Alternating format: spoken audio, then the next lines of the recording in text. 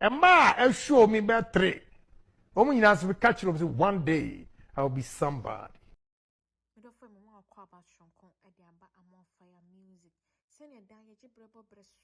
Na ensema ekoso ewoye maimuni amahodo so seje brebo breso ne de somo ene edu bawura MPP amanyoko ne maamu ni mabato ye koso 2024 abato e won ne di nkuku nanso won thank you to no afato won ho so wose se wokoto ye se wankoto se wutumeto ye se wantimi anya akonya kora anto no wachi brebo breso woda obibia ase na won thank you to ne mo na Mamu nim ni monyamfo da amanyoko nanim na wodi amanyoko nanim ye frankatuni yewura Dr.Bawumia ede nsem bi tutu wo kyerese wotete nsem bi a nipa bebre na ekase oye eye muzirami ni ntina nipa bebre anto aba na ama no anase bebi kura wo fini tribe enu ntina ama abato nipa bebre ankoto na so o muka na saade na kyese Muni me ni ye anas enya sa na tie kyerese se sampo na tie anka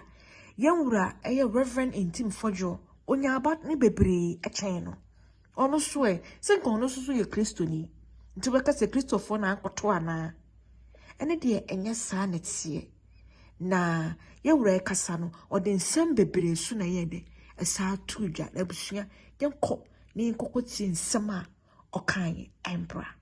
Very, very, very supportive. And I have recognized this, and for some time now, I have been supportive of the salaries of a few of the women who are here.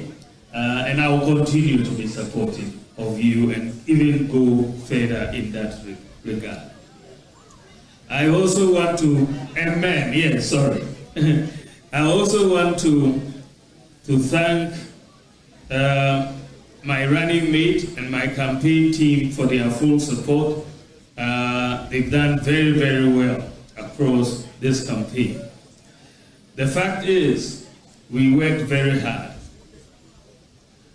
We tried to get everybody involved. As you know, the General Secretary was the Director of Operations for the campaign.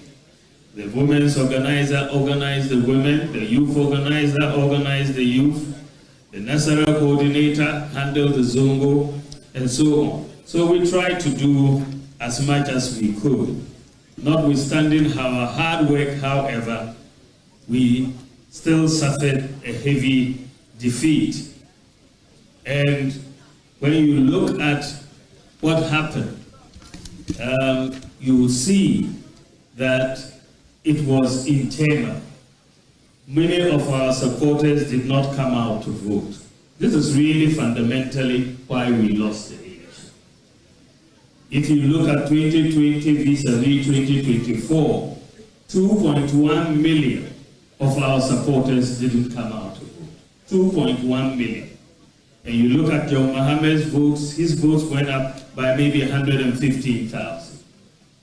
So he increased by 115,000 and we went down by 2.1 billion. And that is basically why we did not win.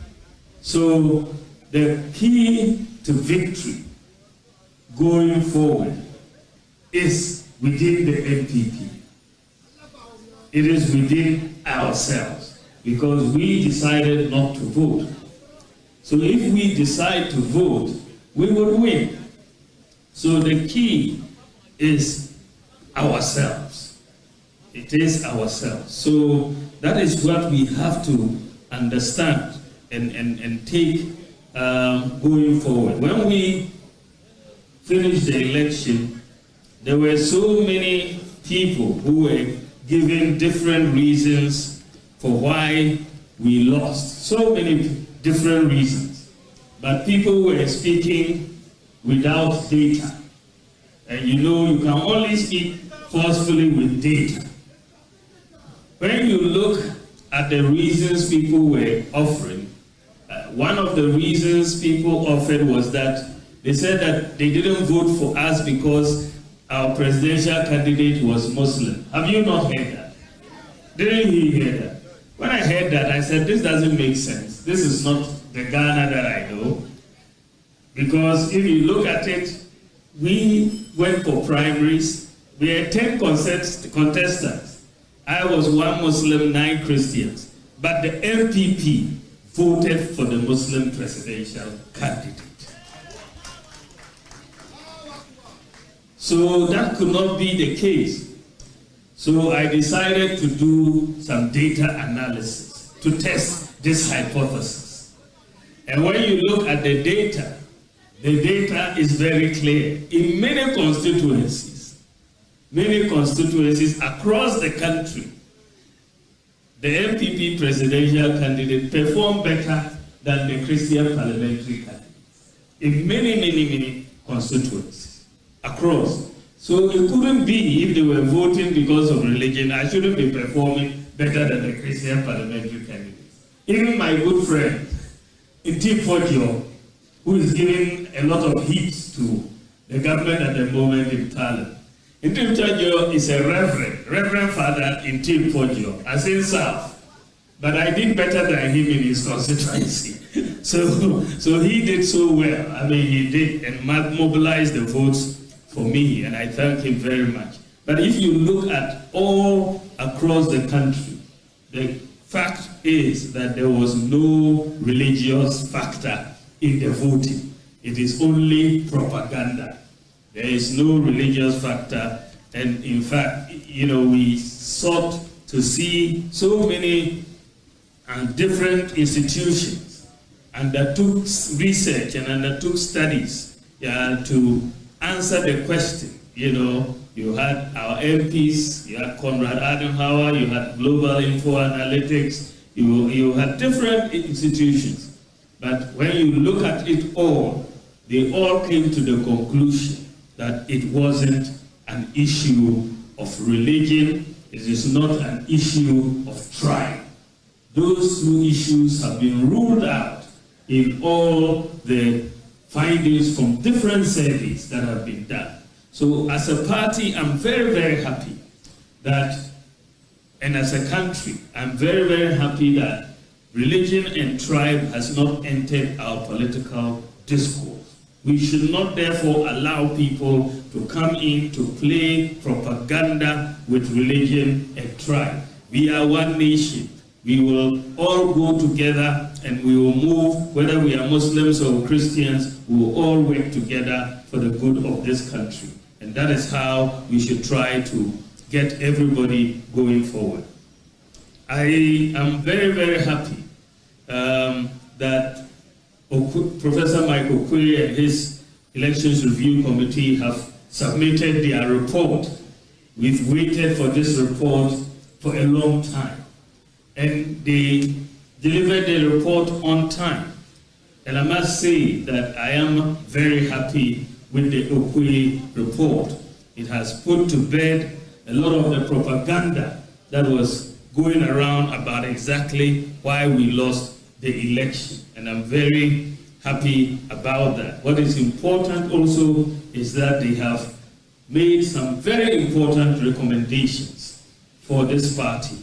And those recommendations have been forwarded to a constitutional review committee to then look at it and bring it back to NEC and National Council for us to then make certain changes. You can expect, without any doubt, that the delegate system is going to be changed. That we will change the current delegate system and allow more people to vote. And that give more rights to more people to come in and be part of the electoral college. And so that those are things that we believe will happen, but we will wait peacefully for the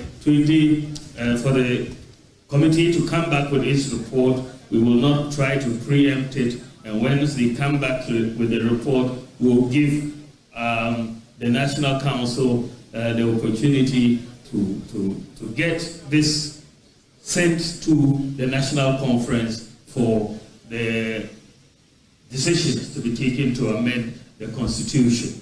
So we are in a rebuilding stage for this party. What is important for all of us is that we have to be united. If we are united, we are going to win 2028. If we are not united, we will have a challenge. So unity is very important. And because I want us to be united, this is why I am departing from the normal thank you tour that we have held. Normally, whether it's Edubuani, whether it's Kufuor, whether it's Akufo-Addo, the presidential candidate has just basically gone ahead and done a thank you tour. We are doing it differently this time because I want unity. And that is why I have said that I want to go with the party and also to invite my former contestants, the aspirants who contested me for the primaries. They should come and we'll all go and do the thank you for the country so that we all show a united front for the party so that we can build on it going forward. So that is my sense of what we are going to do. I want to thank all of you. Remember, unity is the key. It is not about, it's not time for primaries. And it is not about winning a primary. What we are doing is building a party machinery that can win the general election. That is what we should be doing. Building a party machinery to win a general election, not to win a primary. If you win a primary and you cannot win the general election, then it is a useless victory. It is a useless victory. It is a Pyrrhic victory. So let us build a machinery to make the party strong so that we can win the general election. And that is what we should be looking at as a party. We can only do that if we unite.